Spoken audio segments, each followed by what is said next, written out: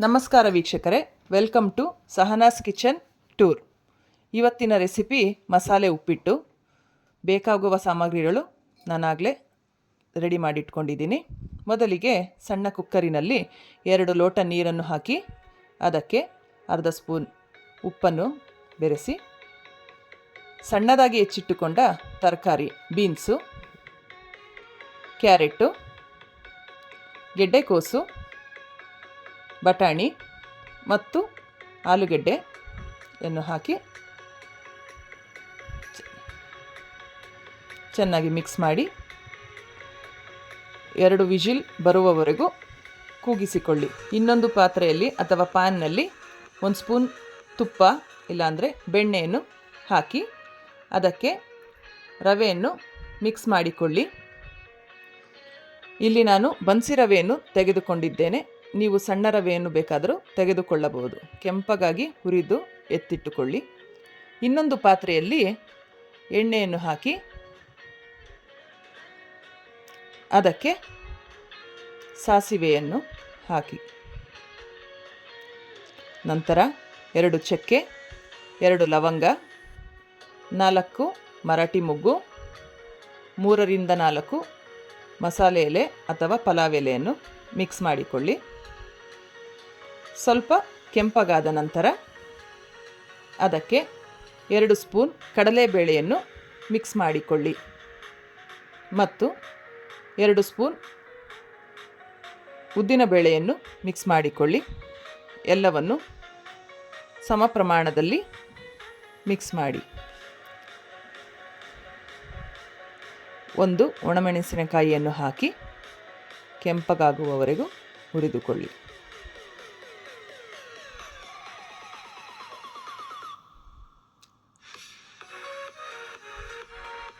ಅದಕ್ಕೆ ಸಣ್ಣದಾಗಿ ಹೆಚ್ಚಿಟ್ಟುಕೊಂಡ ಈರುಳ್ಳಿಯನ್ನು ಹಾಕಿ. ಸಣ್ಣ 2ರಿಂದ 3 ಈರುಳ್ಳಿ ಆದರೆ ಸಾಕು. ಈರುಳ್ಳಿ ಹಸಿ ಹೋಗುವವರೆಗೂ ಹುರಿದುಕೊಳ್ಳಿ. ಈರುಳ್ಳಿ ಕೆಂಪಗಾಗುವವರೆಗೂ ಹುರಿಯಿರಿ.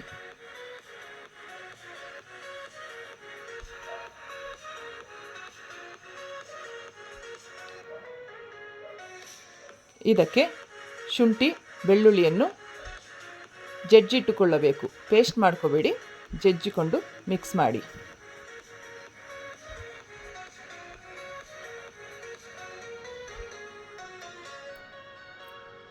ನಾಲ್ಕರಿಂದ 5 ಹಸಿಮೆಣಸಿನಕಾಯಿಯನ್ನು ಹೆಚ್ಚಿಟ್ಟು ಇದಕ್ಕೆ ಮಿಕ್ಸ್ ಮಾಡಿಕೊಳ್ಳಿ.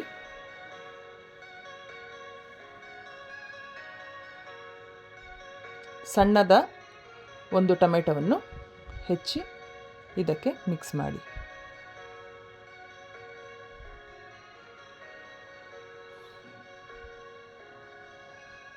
ನಂತರ ಬೇಯಿಸಿದ್ದ ತರಕಾರಿ ನೀರಿನ ಸಮೇತ ಇದಕ್ಕೆ ಹಾಕಿ ಮಿಕ್ಸ್ ಮಾಡಿಕೊಳ್ಳಿ.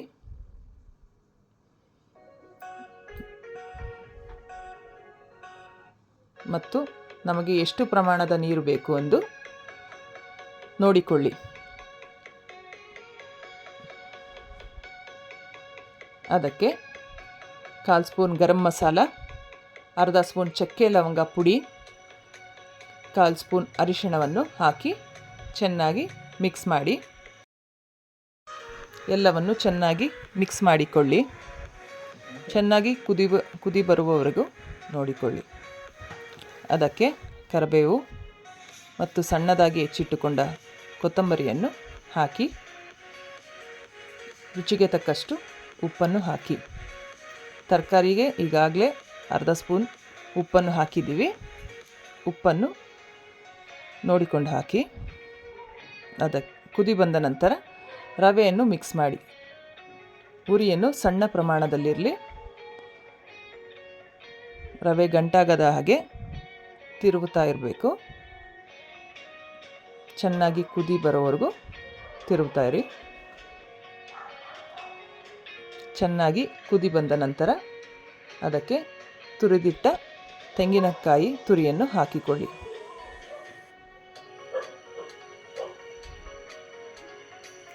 ಎಲ್ಲವನ್ನು ಚೆನ್ನಾಗಿ ಮಿಕ್ಸ್ ಮಾಡಿಕೊಳ್ಳಿ.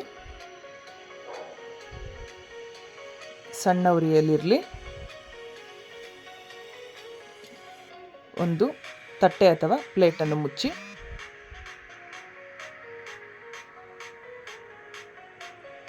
ನಂತರ ಉಪ್ಪಿಟ್ಟನ್ನು ಮೇಲಿಂದ ಕೆಳಗೆ ತಿರುಗಿಸಿ ಅದಕ್ಕೆ ಬೇಕಾದರೆ ಕೊತ್ತಂಬರಿ ಸೊಪ್ಪು ಗೋಡಂಬಿಯನ್ನು ಮಿಕ್ಸ್ ಮಾಡ್ಕೋಬೋದು.